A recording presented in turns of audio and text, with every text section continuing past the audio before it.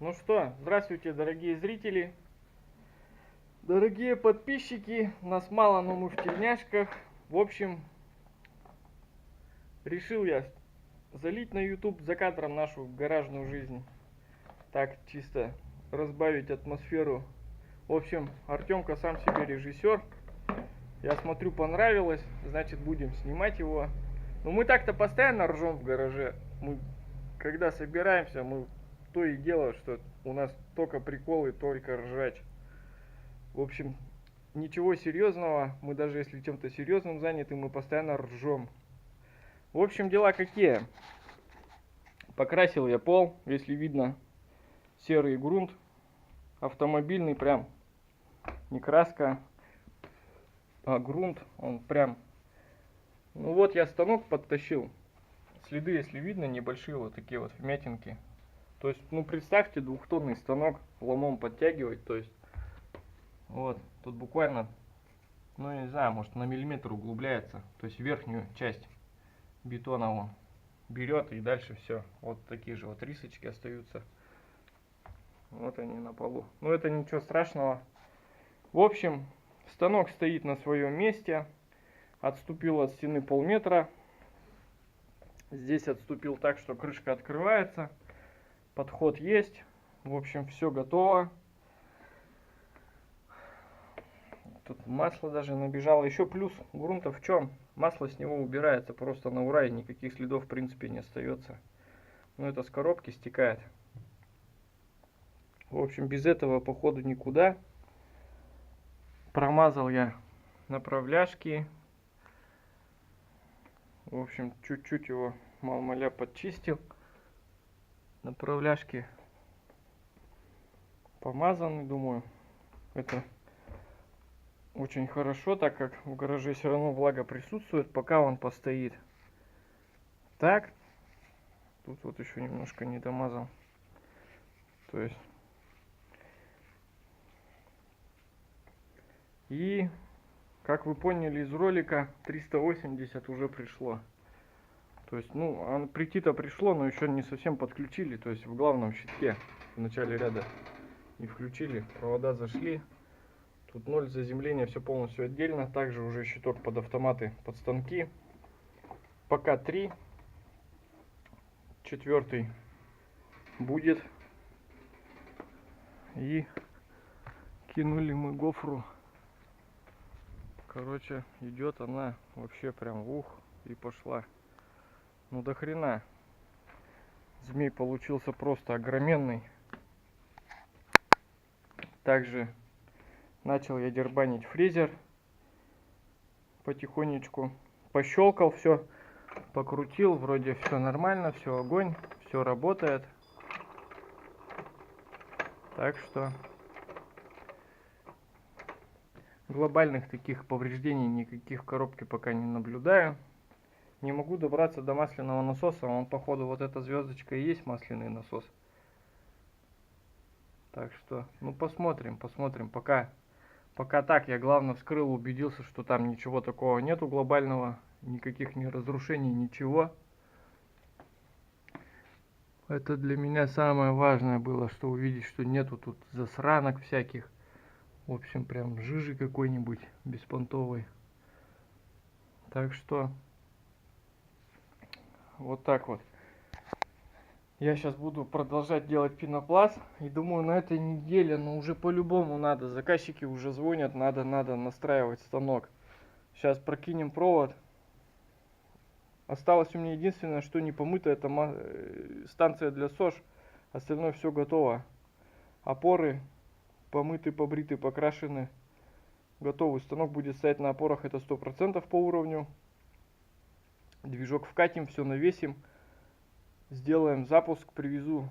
Постараюсь привезти человека с завода, слесаря, кто именно занимается этими станками, с электриком, чтобы станок запустился и больше нареканий никаких по нему не было. Не могу найти масляный картридж, который идет для фильтра масляного, нигде у нас тут нету, вообще нигде найти не могу. Так что размеры его 60 на 100. Колбочка такая бумажная, фильтрик этот. Также не могу найти ремень на М-ку со шкивом от мотора. Придется что-нибудь пока колхозить, потом уже дальше по мере продвижения, вытачивать самому. Болванка у меня была алюминиевая, но я ее, к сожалению, продал. Была большая болванка, там можно было сделать 6 шкивов, но у меня ее приобрели в Питер. В общем, пока вот такие вот дела. Сейчас я долеплю пенопласт вот здесь вот.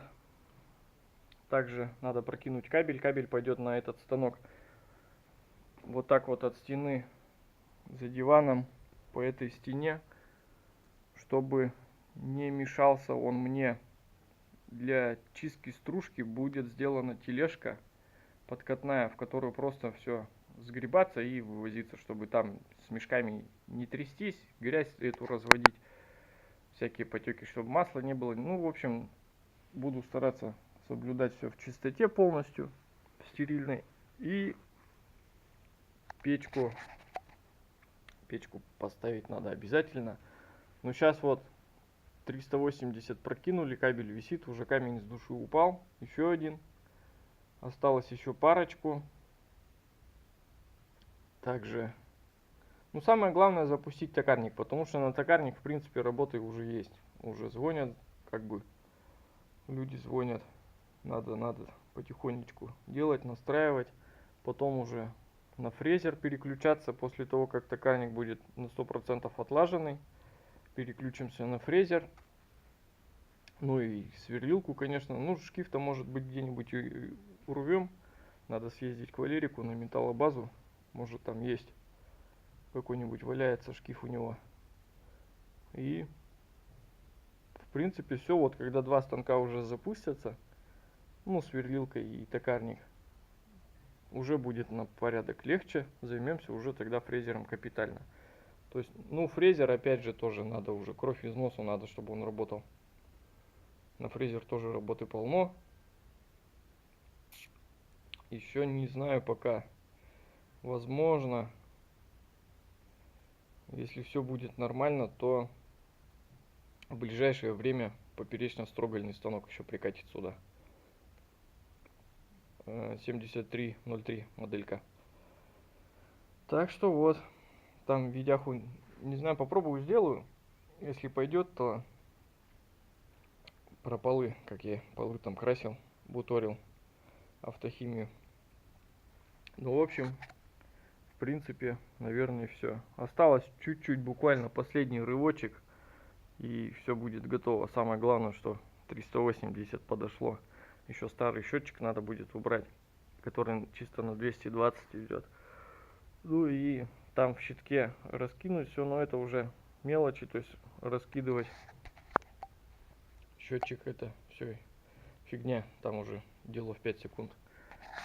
Также доделал я коронбалку свою, все полностью вот как я ее задумывал, она так и стоит. Тонну она приподнимает. Как приподнимает? Поднимает она со свистом ее. Если бы таль с эльфером было 2 тонны, мне кажется, она и 2 тонны взяла бы. 1,5-то точно, 1,5 возьмет. В общем, поставил на продажу, вдруг кому надо. Есть у меня еще комплектик, могу еще один сделать. Цена железа, конечно, космос. Если полностью покупать у нас в магазине, то у нас шевелера стоят, грубо говоря, 5000, 5,85 длиной. Уголки от 3,5, простые шевелера от 4. Короче, цены на металл. Скоро шевелера будут стоить как драгметалл. В общем, ладно. Спасибо тем, кто подписывается, кто смотрит, лайкает. В общем, еще чуть-чуть, и мы будем точить в полный рост. В общем, всем спасибо. И, конечно же, до скорой встречи.